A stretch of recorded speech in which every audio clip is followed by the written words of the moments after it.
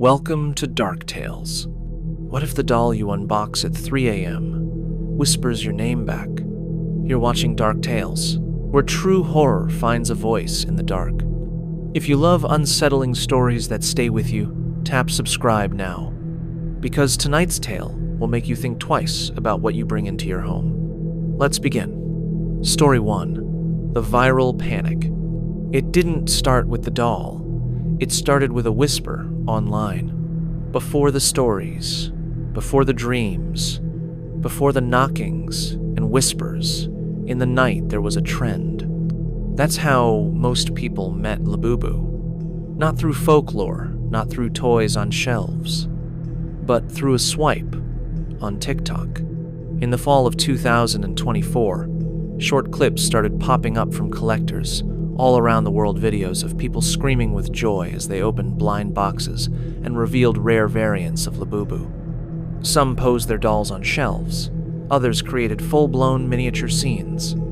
For a while, it was just harmless fun, until it wasn't. The Exorcist's warning. It was a podcast, Waking the Other Side, that turned the tide. A soft-spoken priest from Louisiana, named Father Callan, appeared as a guest, expected to talk about cleansing rituals. Instead, he dropped a bombshell. There are some objects, he said, not made to hold energy, but they do, especially when they're loved. When they're named, that's when something else starts using them. When asked to clarify, he named one toy specifically. Those new things, the ones with the teeth and the tiny eyes, they look playful, but they remind me of something ancient. You call them Labubu? I tell you, don't keep them where you sleep. The clip went viral. TikTok and the whisper algorithm. Within a week, TikTok lit up with duets and stitch reactions to the podcast clip. At first, it was jokes. People dressing up their Labubu dolls like demons, drawing pentagrams around them, whispering Pazuzu in candlelight. They called it the whisper trend. But then, the videos started changing. People claimed they heard scratching at their doors at 3 a.m. after filming. One user posted a screen recording where Siri activated in the middle of the night and said, "I am listening now."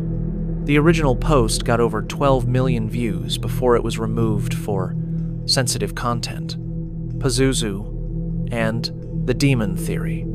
Then came the conspiracy. A now-deleted account posted an AI-generated image comparing the face of Labubu to that of Pazuzu, the ancient Mesopotamian demon known as the bringer of plague. The image spread like wildfire, used as a thumbnail in dozens of YouTube explainer videos. Creators pointed to symbolic similarities, like the teeth, the posture, even the gnarled ears. It didn't matter that the connection was entirely fabricated. The seed was planted. Comment sections filled with users claiming, "I looked into its eyes for too long and blacked out. My dog won't stay in the room with it anymore. I had a dream it crawled inside my mouth." Mass hysteria, or something more. By November, Labubu possession had become a top trend on Reddit's paranormal forums. Skeptics laughed it off as digital mass hysteria. But the reports kept coming, shared in late-night posts, low-lit videos, voice messages left by people who sounded tired, disoriented, different. One girl posted a video of herself staring at her Labubu for an hour straight, unblinking. When people asked why, she responded, "He told me not to blink. That's when it moves." She hasn't posted since. Religious pushback and warnings. In some Christian communities, especially in the southern US and parts of Brazil, church leaders began issuing warnings against bringing Labubu dolls into homes. One pastor from Alabama went viral after publicly burning a Labubu figure during a sermon. "You're not bringing darkness in with a bang anymore," he said. "It comes smiling, wrapped in cuteness, sitting quietly in your child's room." On the flip side, spiritual influencers on YouTube and TikTok began posting cleansing rituals for Labubu. One included soaking the doll in moon-charged salt water and wrapping it in black cloth for 13 days. Another involved surrounding the doll with 7 open mirrors and reciting a prayer backwards. Many who tried those rituals reported back that nothing changed. Except now, the doll seemed to look sad or angry. The silence that followed. After a few months, the posts slowed.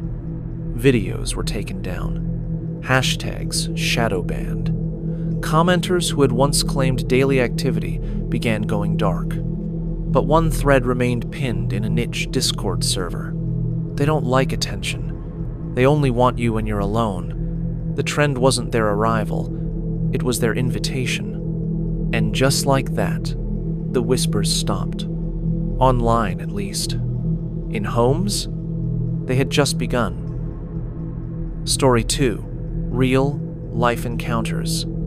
They say the real horror doesn't come from what we can see, but from what we feel when the lights go out. Not long after Labubu dolls began trending online, so did the stories. Some funny, some strange, and some that chilled people to their core. One such account came from a mother named Elena, a nurse from suburban Illinois. It was her 9-year-old daughter's birthday, and all she wanted was a rare Labubu figure she'd seen on TikTok. Elena didn't think much of it. Just another collectible. Cute, quirky. She even joked about how the toothy grin reminded her of an old cartoon she used to watch. She ordered the doll from a reseller on a marketplace app. It arrived in a plain brown box with no branding, only a hand-scrawled note taped to the top. "Keep this in the light." She thought it was a joke, a reseller playing into the viral trend. But that night, things began to shift in subtle, disturbing ways. The first night, Elena tucked her daughter, Lucy, into bed, the new Labubu doll placed neatly on her dresser across the room. Around 2:30 a.m., Elena was woken by a clicking sound, like small plastic tapping against hardwood.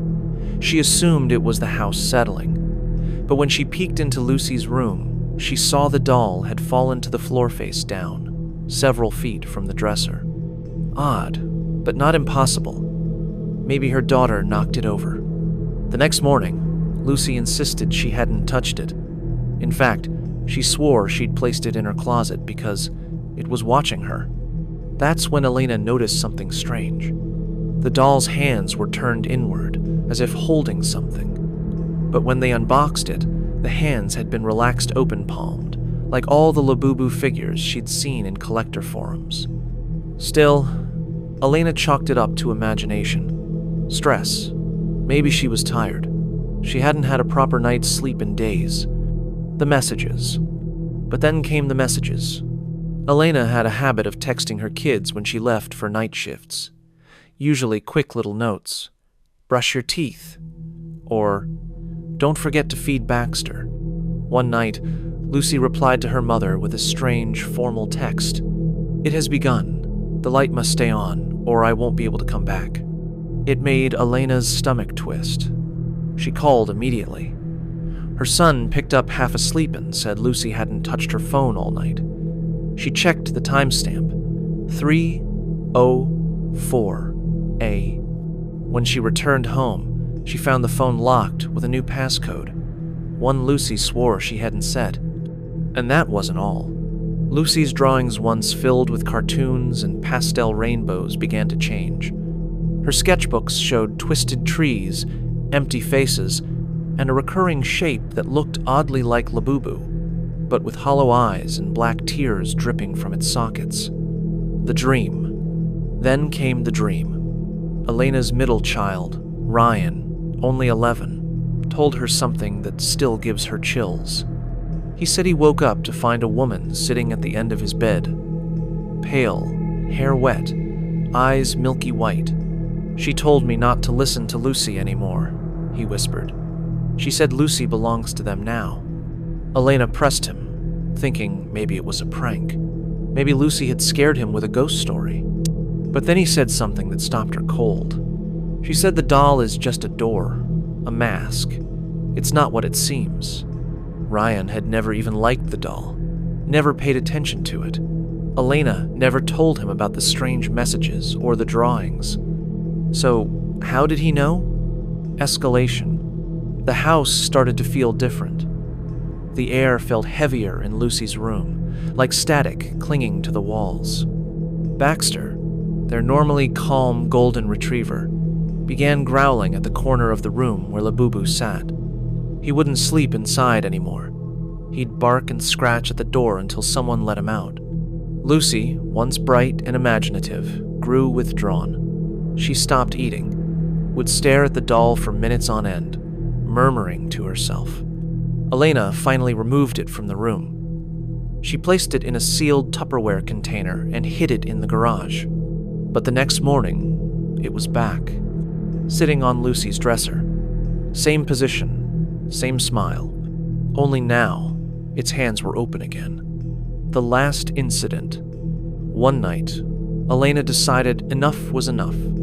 She drove the doll out to a rural creek, miles away from home, and tossed it into the water, watching it disappear under the surface. She didn't tell her kids, didn't mention it to anyone. The next night, she received a notification on her phone from the security cam in Lucy's room. Motion detected. She opened the feed. The room was empty, but the screen flickered. The closet door creaked open slowly, and a low whisper almost too soft to hear played through the speaker. I found my way back. Now, Elena moved her family out of the house within a week. She refuses to discuss the doll publicly anymore, but her story has been posted anonymously across forums, private groups, and encrypted threads. And she's not alone. Hundreds of similar tales have surfaced whispers in the dark, dolls moving on their own, sudden illness, dreams shared between siblings. The stories are different, but the timing is always the same. 3 a.m. Story 3. The Collector's Obsession. You don't collect them. They collect you. At first glance, collecting Labubu dolls seems harmless, a hobby, a community, a nostalgic trip for adults clinging to the childlike wonder of mystery toys and limited editions. But for many, the line between hobby and haunting disappears fast. Let me tell you about Jeremiah Liu, a 34-year-old software engineer from Seattle. His apartment looked like a Pop Mart showroom. Shelves lined with hundreds of figures each, pristine, posed, categorized. Labubu dominated the collection. Glow-in-the-dark variants, special collaborations, even bootlegs he'd imported from obscure Chinese resellers. At last count, 192 unique Labubu dolls. He didn't start out obsessed. It began innocently, just a couple boxes from a pop-up store, but he quickly discovered the rush of the blind box pull, that dopamine hit, the thrill of uncertainty, and then the gaps, the ones he hadn't pulled, the ones no one could seem to get. That's when the dreams began. The missing variant. There was one figure, Golden Teeth Labubu only, released during a regional event in Chengdu. Less than 30 were said to exist. Jeremiah spent $6,000 trying to acquire it. He scoured eBay, joined Telegram groups, bartered rare items, even offered cash bounties, all in secret. Then, one night, a package showed up at his doorstep. No shipping label, no tracking number, just his name, scribbled in black ink, and a seal on the flap burned into the cardboard and eye, with a single vertical slit. Inside was the variant. Golden Teeth Labubu, gleaming, smiling wide, too wide. Jeremiah placed it at the center of his shrine-like setup, flanked by 2 limited Forest Spirit editions. That night, he didn't sleep. Things that shouldn't move. Security footage from his Nest Cam shows Jeremiah leaving his apartment at 7:40 a.m. The living room is silent. But at 8:03, the Labubu figure in the center turns slightly toward the camera.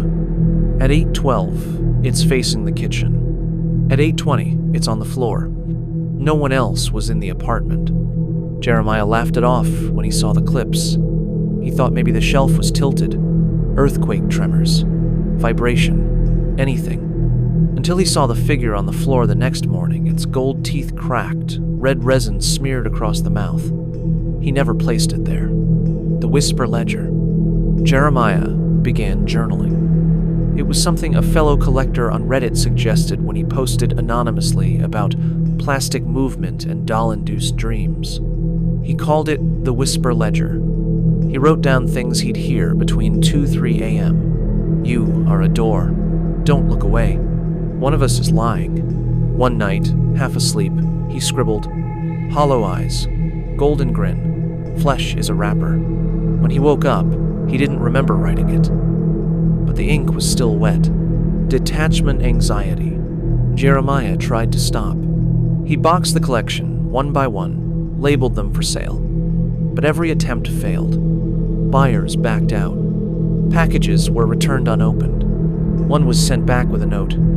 It won't stay with us. Stop trying. Another time, he heard a knock on his door. No one there. Just a Labubu keychain dangling from the doorknob. He didn't own it. Then came the hallucinations, or what he hoped were hallucinations. He swore he saw a silhouette in his bathroom mirror, not his own. It blinked out the moment he moved, and behind the glass, a grin. The final post.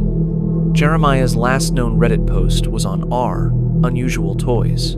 He titled it, I think they want out. The post included grainy photos of his apartment figures scattered on the floor, candles burned down, black smears on the walls. He said he hadn't lit the candles. He lived alone. The timestamp was 3:06 a.m. That post is now removed. His account deleted. Friends say he moved to Portland to get away from it all. But a neighbor in Seattle posted anonymously that they saw Jeremiah return weeks later, carried a duffel bag, threw it into the dumpster behind his old building, and walked away with nothing but his car keys. The market twist. The collector community doesn't talk about Jeremiah much anymore, but his story isn't unique. Over the last year, forums have been quietly locking threads involving the phrase Labubu moved on its own. Moderators claim it's to reduce spam, but archived screenshots show dozens of posts, removed photos of dolls in new positions, boxes opening by themselves, whispers caught on audio devices. The secondary market for rare Labubus is now filled with disclaimers like, not responsible for what happens after delivery, come sealed, do not open after dark, genuine item, may contain residual energy.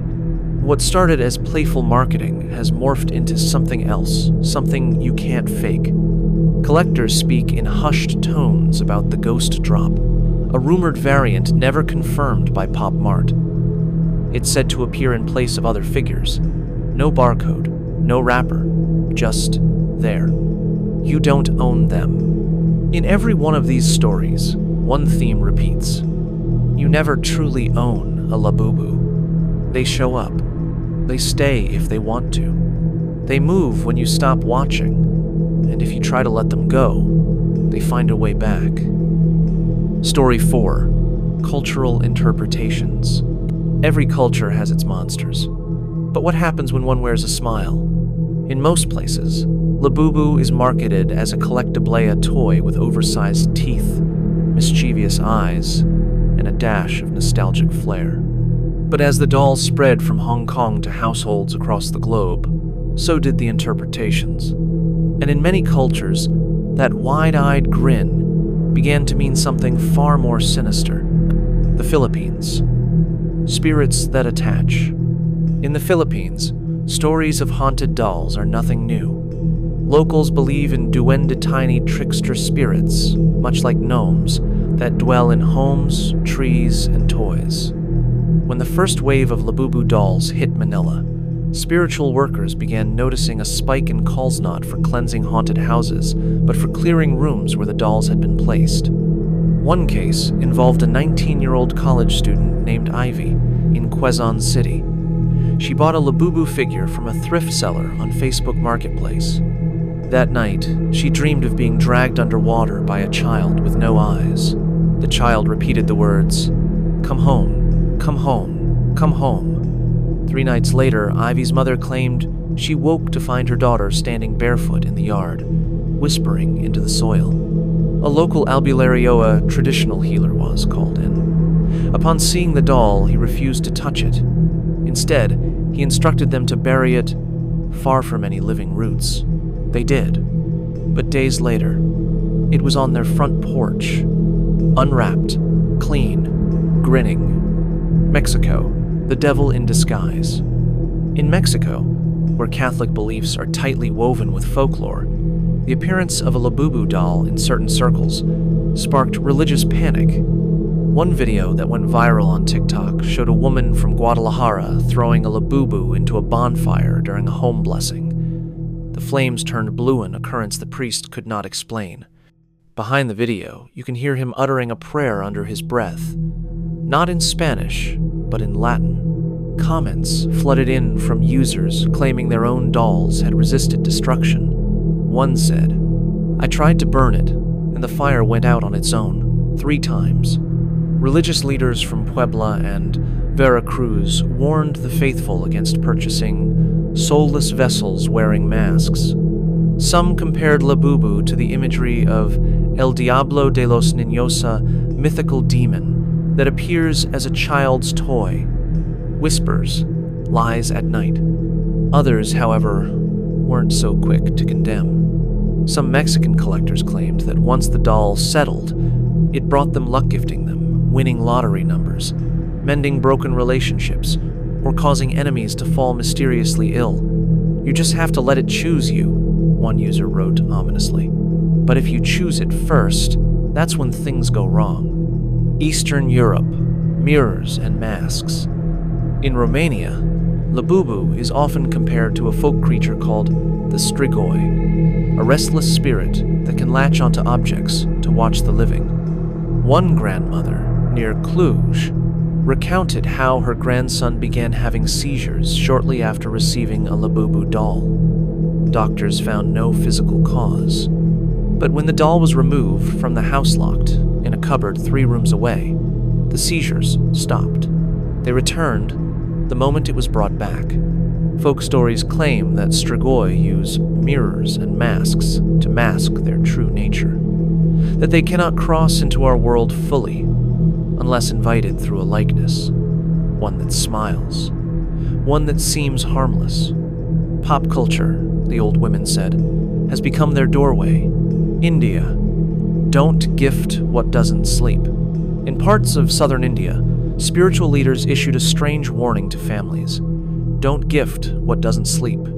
Labubu dolls, many claimed, never truly rest. Parents began noticing that when children placed the dolls in closets, they'd be back in the bed the next morning. Some kids began feeding the dolls scraps of food, unprompted saying things like, "He gets mad when he's hungry." One 8-year-old girl named Mira refused to let anyone touch her Labubu. When her parents tried to take it away, she screamed, "He said you'd do this. He told me how to stop you." When asked who he was, she simply pointed to the doll and smiled. A local tantric, or exorcist, was brought in. He claimed the doll carried the essence of abandonment, that it was a magnet for Bhuta-wandering spirits that died young or violently. He burned it on temple grounds. The ashes wouldn't scatter. United States, laughing in the dark. And then there's the US, where horror is often entertainment, and myth is monetized. But even here, collectors whisper about things they can't explain. An 11-year-old boy in Pennsylvania was caught by his parents talking to his Labubu on their baby monitor. When they asked who he was talking to, he responded, "It's not a who, it's the thing inside." The doll was found under his bed with a stitched smile drawn on its back in red ink. No one in the family admitted to doing it. Another case in rural Montana involved a YouTuber who uploaded a now-deleted video titled, "I slept next to Labubu for 7 days." The footage went viral after viewers claimed they saw the doll blink at the 3. The 13th of March K. The creator later pulled all his videos and posted a final message on his community tab. Some things aren't meant to be filmed. The cultural collision. What's terrifying about Labubu isn't just the stories. It's that every culture sees a different mask. To the West, it's Pazuzu or Annabelle.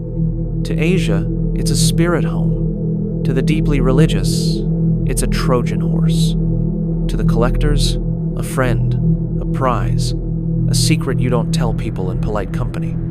Labubu doesn't change. We do. We see what we fear the most. Story 5. The Unboxing Ritual. It's just a doll, right? Until it chooses to wake up. It was a cold October night. Wind hissing through the cracked window panes. No moon in sight. The kind of night that makes your skin itch from nothing at all, just the pressure of silence pressing in from the dark. I had waited weeks for it to arrive. The Labubu Phantom Tears Edition, one of the rarest ever released. Black enamel eyes, glossed over like marbles. A stitched mouth permanently locked in that too-wide grin. Only 300 were rumored to exist. I'd paid triple market value to a reseller with no ratings, no reviews. Just a message that said, "Be awake when it arrives, and whatever you do, don't unwrap it after dawn." Weird, but I shrugged it off. It was all part of the lore, right? Right? 3 a.m. The doorbell rang. Not a buzz. A ring. Like the kind you hear in old movies. I don't even have a working doorbell. Never did. I opened the door slowly. No one there. Just a box, wrapped in black tape. No labels, no branding, no postage. Just my name written across the top, in childlike handwriting. The air felt thicker, still. I brought it inside, flicked on every light in my apartment, and set it on the kitchen table. I wasn't planning to open it right away, but something about the weight of that box, the way it hummed ever so slightly, pulled me in. Curiosity overpowered caution, unwrapping the unknown. I peeled away the tape. Every strip sounded louder than it should have, like ripping skin. Inside was tissue paper, deep red, soft, but stained with something dry and flaky. My fingers itched just touching it. Then I saw it. Nestled between two velvet cushions was the doll. Its eyes were glossy, reflective, but not like glass, more like wet ink, swirling slowly, as if alive just beneath the surface. The teeth were too detailed, each one etched with little grooves. You could swear they had been filed down from something larger. As I lifted it from the box, a thin string of black thread uncoiled from around its neck, and in that moment, I swear I heard a breath.